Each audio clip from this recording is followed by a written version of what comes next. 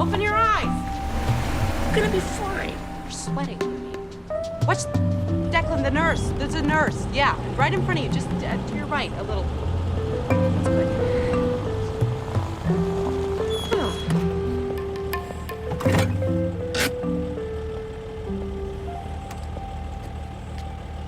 Well, would you look at that.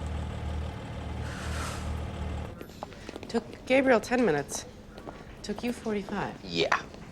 Well, Gabriel had the advantage. He's blind. Come on, he rides that route day after day. He's especially in tune with every sound, every movement. He's got a mental map of it ingrained in his subconscious. It's still incredible. Yes. It's not a miracle. Let's call it extraordinary. Hey. What's up? Grace is missing. What?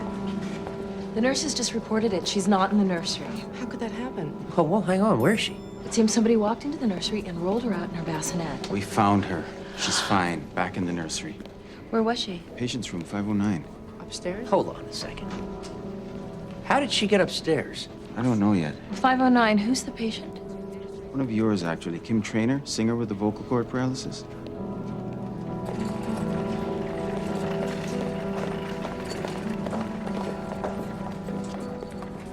Kim? Are you all right? That baby. She healed me.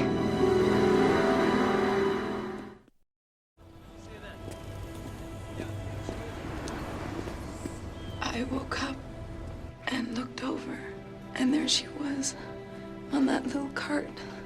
Nobody else in the room but Grace? I couldn't imagine what she was doing in here. A baby. Did you go for a nurse? I was about to, but then Grace started to fuss. So I picked her up. And when I held her and looked in her eyes, so gentle, so innocent, all of a sudden I felt this rush, like a tingling sensation in my throat. And I knew then I'd be all right. A disappearing baby with healing power? Hang on, okay? Wait, Declan. You heard her, Let's right? talk to a doctor first. How about that? Okay. I just did. It turns out he treated Kim's vocal cords with polytef injections. It's an alternative to surgery. Strange thing is that the treatment normally takes effect very quickly. He'd injected Kim 2 weeks ago, but she didn't respond. Until Grace was in her room. Delayed reaction to the drugs, okay? But the timing, it's so odd. Kim gets her voice back at the exact same instant that Grace appears in her room, and how did Grace get up here anyway? She's 2 floors away from the nursery. Grace's pediatrician thought she might have a heart murmur, so she ordered an echocardiogram. As it turns out, Grace is fine. But that nurse that took her upstairs for the test, she forgot to sign her out. But how did she end up in Kim Trainor's room? They were passing by when they heard the alarm go off inside.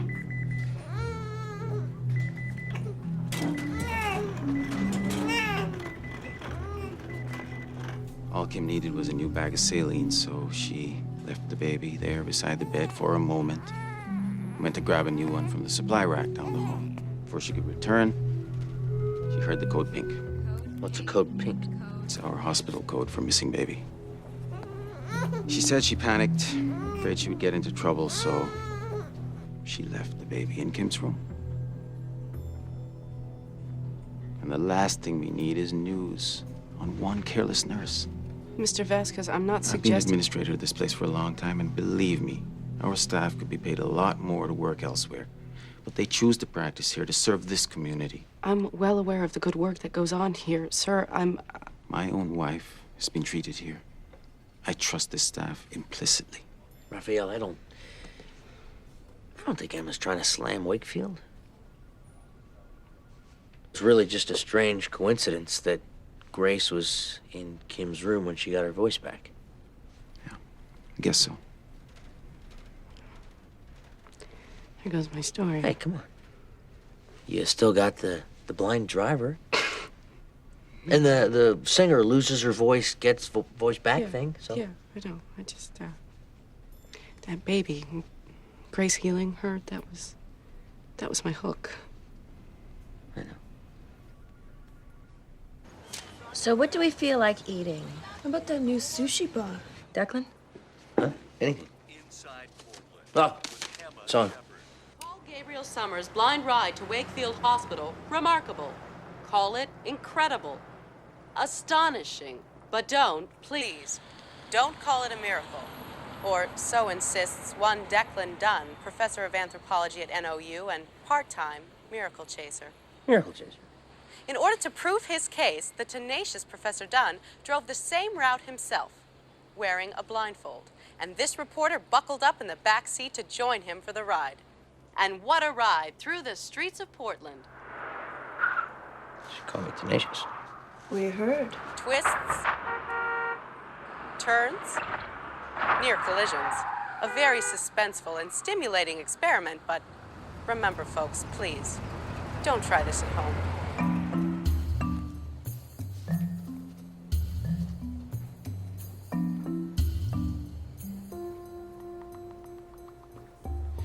You know, I should call her. I should call her and tell her I saw the show.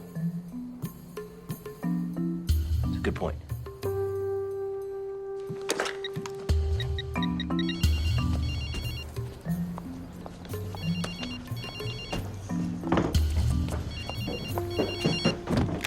Yeah.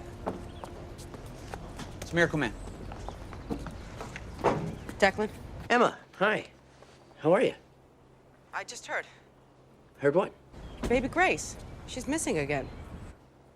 Those nurses, they should have been watching her. They insisted they were. Then what happened? I'm not sure. The babies were never alone. Then how could somebody have just walked in and rolled out Grace again? Her bassinet is still there. What does that mean? Whoever came in carried her out. Find her! Whatever it takes, you find our child.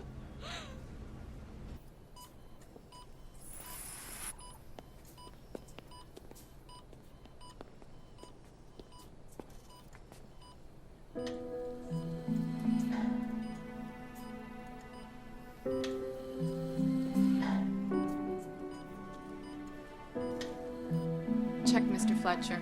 His numbers have gotten worse.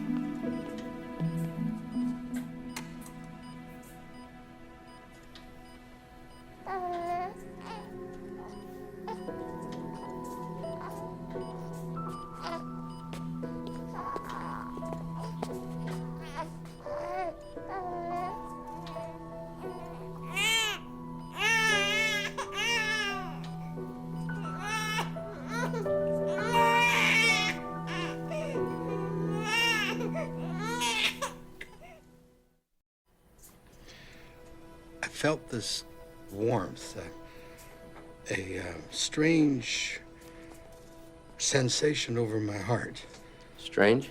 like a gentle pressure, almost like a nudging. And that's when you woke up. I guess so. And sweet little baby. I woke up and this little girl was just lying there on my chest. Did you see anyone, hear anything else, anything? Just the two nurses. So how did Grace get in there? Well, you need a security card. Oh, unless somebody opens it from the inside. Yeah, but nurses said they didn't. No visitors. Last doctor checked in an hour ago. So whoever got in there had one of these. I can't imagine any of my staff taking Grace. Maybe it was someone from the patient's family.